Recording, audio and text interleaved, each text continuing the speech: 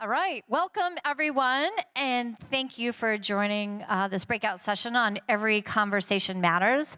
My name is Christine Roberts. I'm the Vice President General Manager of Twilio's Super Network. You'll be hearing a little bit more from me in the keynote tomorrow, but today I want to talk about what you just saw in the keynote today. And that topic is conversations. And how many people were pretty freaking excited after they saw the conversations? If nothing else, exciting to see a penguin on stage. So, and you know, the examples that Jeff used and Simon used where it was a one-way conversation, it certainly wasn't interactive, it certainly wasn't personal. I think it brings it home of just how exciting this area can be and how engaging this area can be. You know, as we were running through rehearsals this weekend, I was thinking about a recent situation where I was flying from San Francisco to the UK on a red eye. And, you know, I got the text saying, of course, the flight's delayed and there's an issue with your seat. And, you know, I really wanted to stay in that conversation. Instead, I picked up the phone and called, you know, United, because of course it was United. Sorry, we love United, but they have problems with that flight sometimes. And you know, so this particular topic really resonates with me because I think it can become very personal and very understandable very quickly. And, you know, we believe that there is no perfect channel. You know, I was talking to the guys earlier, and you know, they talked about the fact that of meeting our customers where they are. And I think that that's just such a great soundbite because it really is about that. It's about engaging with your customers in the way that they want to be engaged. And, you know, my daughter doesn't even think of, I have a 16-year-old daughter. I accept all of your sympathy. But my daughter doesn't even think about SMS versus Hangouts versus WhatsApp versus Facebook Messenger. She doesn't even think about it that way. She was interacting with a friend, and I asked her, I said, well, how did you copy and paste that? And, you know, what were you doing with your SMS? And she's like, oh, you know, XYZ. And I'm like, you can't do that with an SMS. And she's like, well, I'm in Hangouts. And I'm like, well, that's not an SMS. You know, the kids don't even think about it that way. For them, this is just, there's a million different ways to communicate, and they leverage every single one of those ways that they possibly can. And so today's panel is about a broader discussion of how the notion of conversations and the concept could change the way that we all do business and that we all interact with folks. So we're going to hear from three great folks today from different areas. And we'll really focus this panel on the how they're using or how they're thinking about this topic of conversations and about how every conversation matters. So with that, I'm going to turn it over to Pramod. Please introduce yourself, Pramod. Tell me who you are, what your company does, and yeah. How'd you learn about Twilio? Hi, guys. My name is Pramod Soke. I'm a product manager at Ancestry. As a lot of people know it as Ancestry.com. It's weird, you know, every time I say Ancestry, people always ask, Ancestry.com? Like, yeah, right, you know, it's the same company. Yeah, exactly. So yeah, you know, a year ago was when I started Ancestry and, you know, started looking at solutions to enable messaging between our customers. And, you know, there were, I think, about 15 different companies that showed up on that list. But then as I dug deeper, it became very clear that Twilio was the one that we wanted to go with. So that's how I heard about it. Awesome. All right. Jason, why don't you introduce yourself and tell us about you and how you came to know Twilio? Yeah. My name is Jason Brand. I'm a product manager at Podium. We're an interaction management platform for local businesses. And the way we think about local businesses, a business that you work with in person. And so that might be the tire shop on the corner, or it might be, you know, a national brand that we all recognize and have come provide services in our home. And I think, you know, the Podium's not been around for very long. We've grown very quickly, but so in the last 5 years, we've, you know, gone from 0 to about 35,000 customers, and Twilio's been with us since the very beginning. And you know, we'll talk more about how that works. But yeah, what I love about Podium is they give us quick and candid feedback, which makes us get better really fast. But that's a really good thing. So Nick, please. Sure. My name is Nick Wakeland. I'm an engineering manager at Deliveroo. Deliveroo is a food delivery company. We're based out of the UK. We're one of the UK's tech unicorns. We're in 14 different markets across Europe, Middle East and Asia Pacific. I'm an engineering manager there. My teams are responsible for everything that happens to the customer after they've placed an order. So that includes kind of giving them information about exactly where their food is and when it's going to arrive, and that also includes helping out should things go wrong. We basically heard of Twilio because my engineers start using everything, and then they come to me and they say, go talk to Howard and let us operationalize that. Great. Thanks so much. We heard in the keynote that 80% of consumers want to have conversations with businesses. So what are you doing within your businesses today to enable those kind of conversations? Yeah, so with Ancestry, we have a bunch of use cases. Right? One is customers come to make personal discoveries, and they find out more about their ancestors. They discover that they have relatives that they didn't know they had. And if you think about it, there's an inherent community within Ancestry that always exists. But the communication between them, that was the piece that was missing, and that's what we're doing with Twilio, right? So it's real-time messaging between these customers who they're doing a lot of research on their families. They reach out to other members that they have more information about, or they have more questions about, and so that's one type. The other type is there are a lot of power users who are always doing a lot of research, right? So they have a lot of information about other customers that they want to reach out to and offer up that information, right? So it's customer to customer, but in a way, it's there's a slight business aspect to it as well, right? If you think about it, like these are the ones who have all the research for the other customers that they're reaching out to. And then the third one is, this is what we're still enabling is we have what they call pro genealogists, who are professional genealogists who to whom customers go to for additional information, and so they exchange information there as well. So it's it's multifaceted, and also these conversations, they're pretty intense, right? You're making discoveries about your families, all this information that you didn't know you had. So messaging is, it's a little different for us as opposed to business to customer.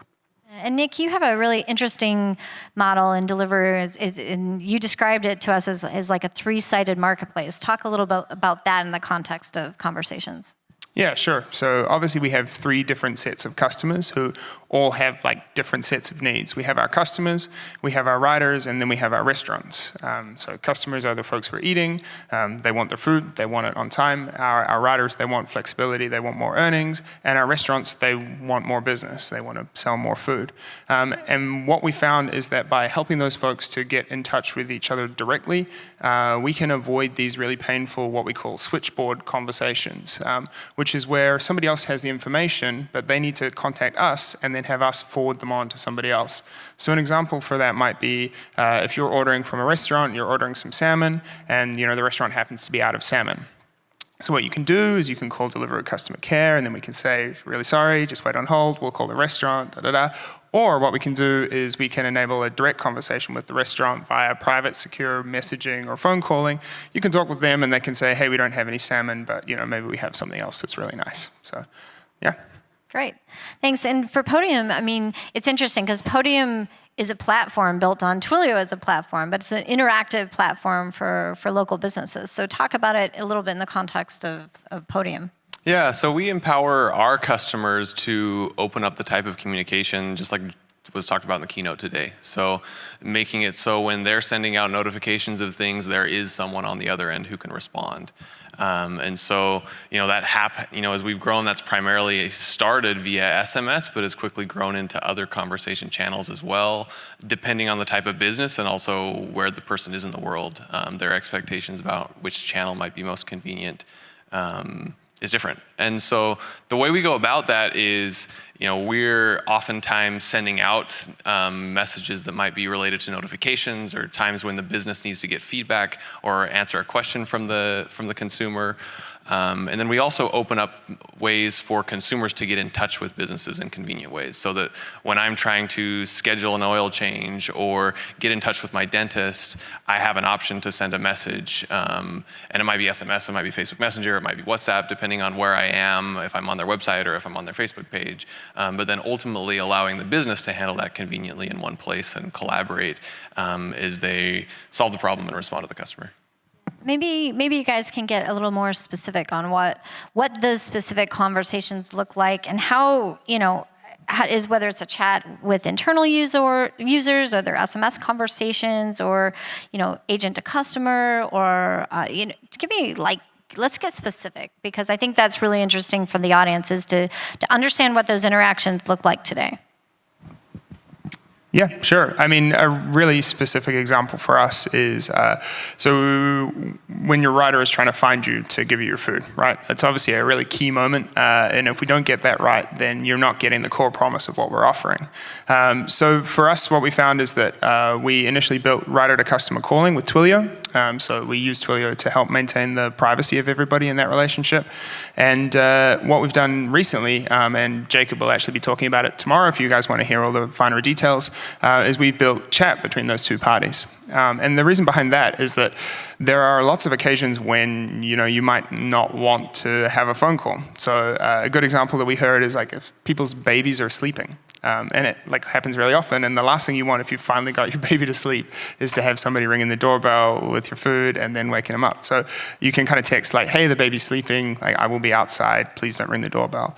Or even things like gate codes, or if you're in an office block, sometimes there's 57 entrances, and you can say hey, I'll meet you by the Starbucks or whatever.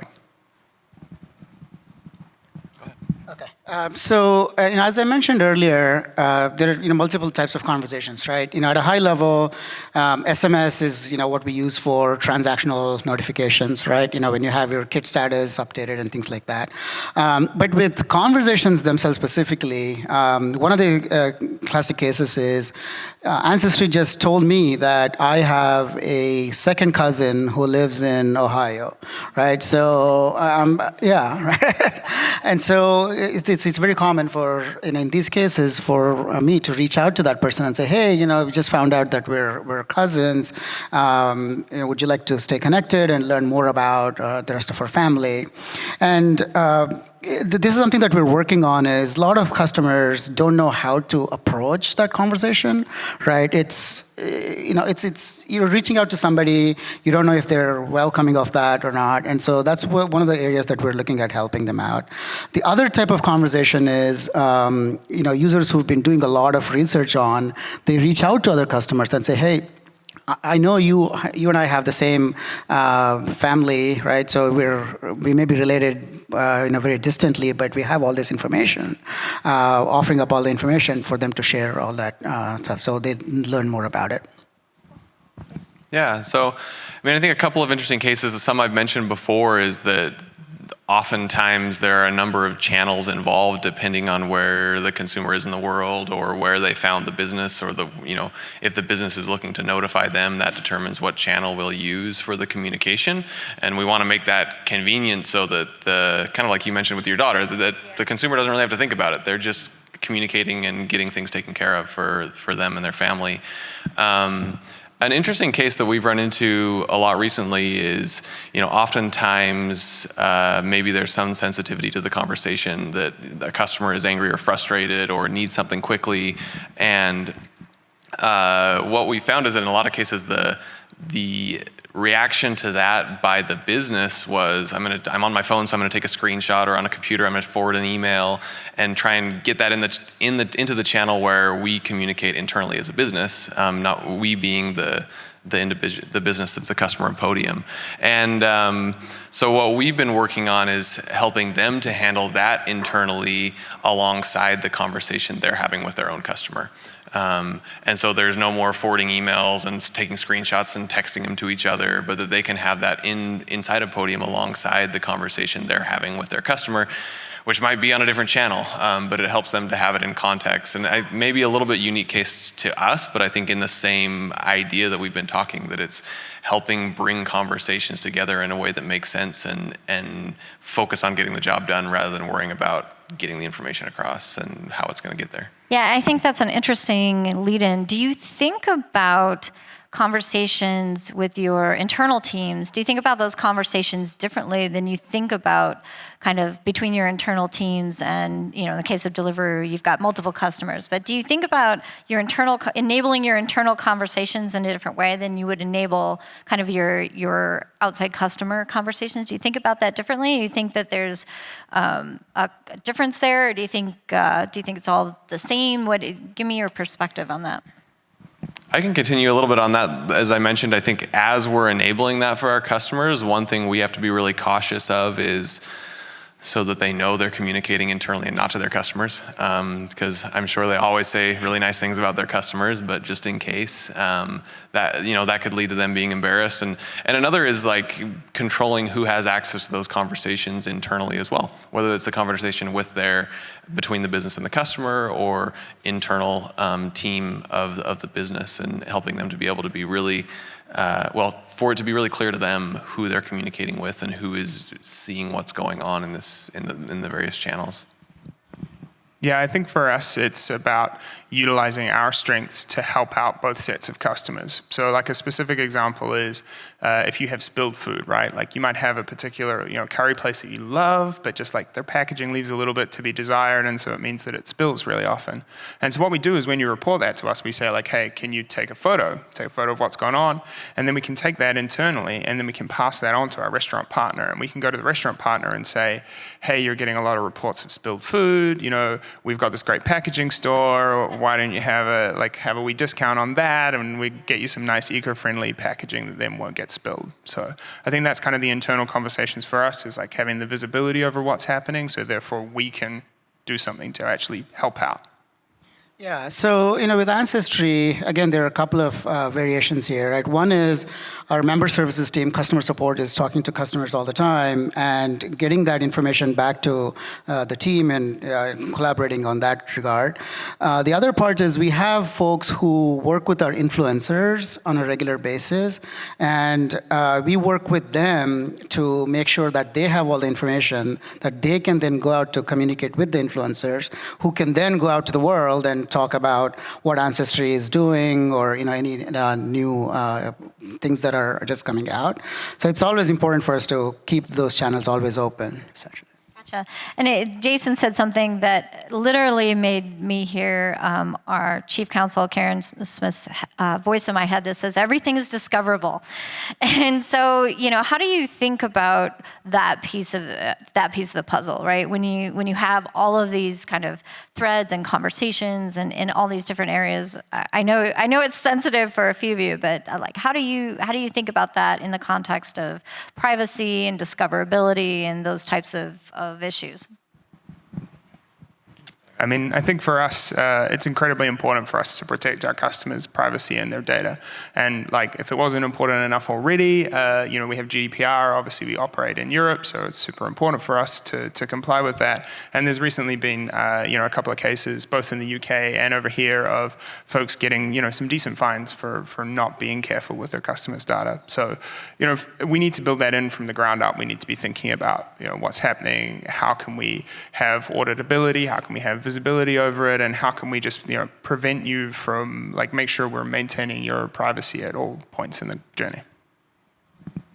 Yeah, and I think for us similarly, we have, of course, at Podium, the importance of privacy and making sure that we're keeping the data of our customers safe. But when it comes to the businesses themselves, I mean, it's kind of interesting because in a lot of cases, we might be going to a dealership who's starting to use Podium for communication, and it's not that dealership wasn't texting their customers beforehand, and they actually kind of pretended not to know it, but their salespeople were all texting their customers and prospective customers from their personal phones. And so, which made, of course, the dealerships cringe, and they're nervous about that, and they'd rather not think about it. But Podium helps them to get out of that situation by providing a way for their customers to communicate with their employees on the same convenient channels. The reason they were texting is because they probably didn't answer the phone when they tried to call. So on the same convenient channels while maintaining the privacy needed so that when that employee leaves, if that employee leaves the business, the conversation is retained both for record keeping and for privacy reasons moving forward. And then of course internally, giving our customers the tools they need to ensure that those conversations are shared with the right people on an ongoing basis, and that there are people who need the context of what's gone on as they're working with that, that customer who maybe bought a car and needs service on that car, but that it's held in a private way.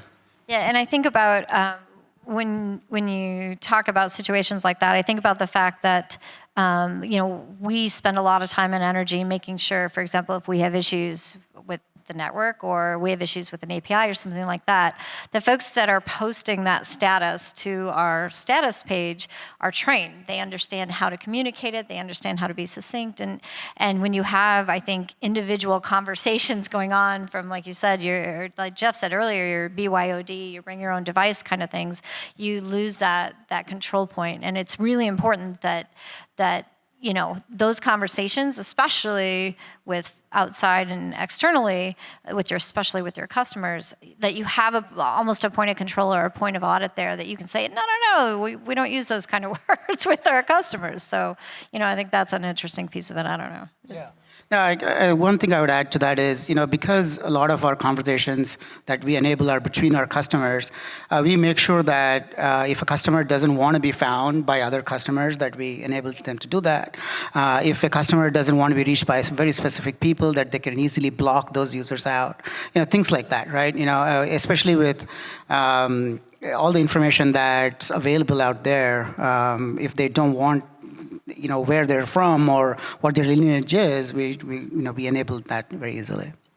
Yeah, I think for us, we try to attack that from the other angle as well, like try to help everybody kind of fall into this pit of success. So like a good example is for the riders, when they turn up, there's a whole bunch of like nicely written canned messages, and they can kind of like, with one tap, they can say, hey, it's your rider, I'm outside, and like instead of what they would normally do, which is just like try and type something as quickly as possible so that they can get on to the next delivery.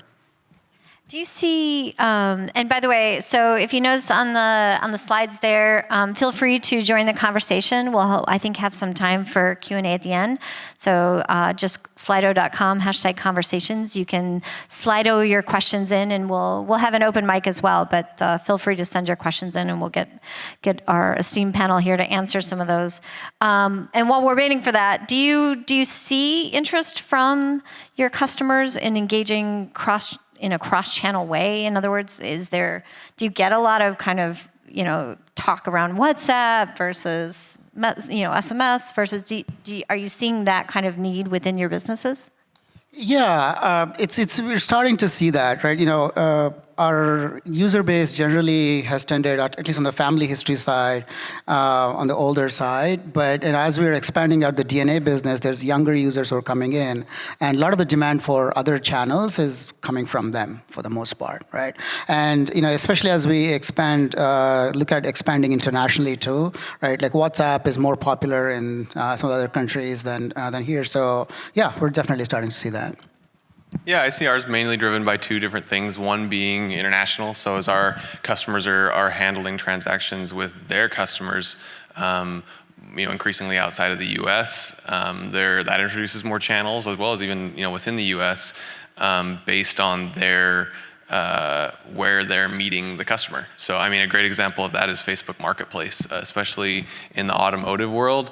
That's increasingly becoming a place where people are shopping for cars. And so helping these auto dealers get in touch with the consumers in that place with the context of what's going on and the inventory they've been looking at is extremely important for those types of businesses. Yeah, I think for us, our customers are somewhat like your daughter. They don't really see channels. As far as they're concerned, they're speaking with the rider or they're speaking with Deliveroo. So we just need to go to wherever they are and make sure we're in touch with them there. It's like really that simple. Yeah, spot on. So this is the big one. If you have the opportunity to start building with conversations today, which you do, so exciting, where would you start? What would you do? And what advice would you give to the audience on, how to think about this? Yeah, so the way we've thought about it in general is, in two ways, right? One is enabling these communities, enabling these groups for customers to communicate with each other. And remember, at Ancestry, it's more about customer-to-customer communication. So enabling that to happen, right? It's building out these tools is one thing. But to me, the more important thing is enabling or building out contextual entry points in the customer journey, right? So it's one thing to say, hey, there's this tool, but it'll be great for a customer to, get a little notification or something when it says, hey, there's this one person who's researching your family. Would you like to communicate with this person? So you can learn more about yourself or your family as well. So to me, I think that's an important thing. Yeah, something that's interesting for us, and was mentioned in the keynote as well, is the case of perhaps across channel, but maybe even on the same channel, group conversations. So some of the customers we're helping communicate again with their customers, the end consumers, are working with families or business partners who are working together, and being able to keep them up to date and have a conversation the same way we all do with family and friends all day long in group messages is important for them. So that's an area where, as we look at conversations, we think about there's a lot of opportunity. Yeah, I think if you're building today, it's kind of the thing about planting a tree, right? Like the best time to plant a tree is yesterday, but the second best time is right now. I think for us, having this stuff is super important. We already get the vast majority of our customer care contacts in through chat. We released the writer to customer chat, and then within weeks we had them all using it, and now everybody in the business is kind of saying more and more and more. So it's get onto it, and you'll find some really great outcomes for your business and for your customers. Yeah, I love that. And it's, I was speaking with another customer earlier, and they're a voice customer, and they were talking about adding messaging to their experience for their customers, and they had just planned on building out SMS, and they said, I think I'm going to build out conversations instead. So I think it provides an amazing ability to kind of get it all in one place and start from there, as opposed to kind of adding on and adding those channels later. So with that, I'm not sure how much time we have left, but the mics are open. If you have any questions for Nick or Jason or Pramod, come on up to the mic or send them in via Slido, and our awesome voice of God in the back can read them from Slido, or it looks like we have a question at the mic. Yeah. Hey. Be great to introduce yourself, by the way. I think part of the amazing thing about Signal is we all get to know who's using Twilio and how they're using it and the different use cases. So if you don't mind. Yeah, sure. So I'm Tamir, I'm from Israel, and I have a company for digital transformation. So essentially people come to me with their technological issues, and I kind of move them from legacy systems to more advanced system, marketing automation, workflows, that kind of stuff. And my question is, how do you balance essentially the selection between channels and agent experience and automation? Because some platforms support all the channels, but they don't allow you as much automations. Let's say chatbots, you could only run chatbots on one channel, but not on other channels. You could go with two platforms, but then the agent has to answer the emails or the live chat in one window and then switch to other window to answer the WhatsApp and the Facebook Messenger. So essentially, how do you balance these kind of selections when you are starting to roll out a messaging strategy for a company? What do you think? You are the experts. I mean, I think for us, when we have a single pane of glass for the agents, they answer everything there, and it's kind of table stakes. The good thing with something like channels and what attracts us to technologies like that is that, from an agent perspective, we don't have to differentiate. If somebody's contacting us via chat or via an email, it comes into the same system. So. Yeah, I think similarly for us, our customer using Podium is working from one centralized inbox where they're handling conversations of different types, and we have to be clear what's possible in the different conversations, and that there are limitations to, the different channels, and that there are limitations based on the channel. And then I think on the other side, when we're surfacing entry points for consumers to get in touch with those businesses, we're doing our best to do that based on what preferences we can understand about them. And that might be because we know of a channel they used most recently with that business, or it might be making our best guess based on their geography or the type of conversation they might be looking to start. All right, thank you. Sorry, how are we doing for time? Are we out? Or do you have a question in the back? We're at time. We're at time, but we have one question from Slido that appeared a few times, and that's about creating a unified experience for users where your customers might be on multiple channels or talking to multiple employees in the same thread, and how you approach that. I mean, it's a tough one, right? Like you're essentially coming from a situation where something that people thought of as completely transactional, you know, a phone call. I think you mentioned this, and when we were chatting earlier, you mentioned like having a phone call over text. And it's super hard if you have these amnesiac conversations with a company where like you have a conversation and then just because you're talking with a different person on the agent side, they have no idea what's going on.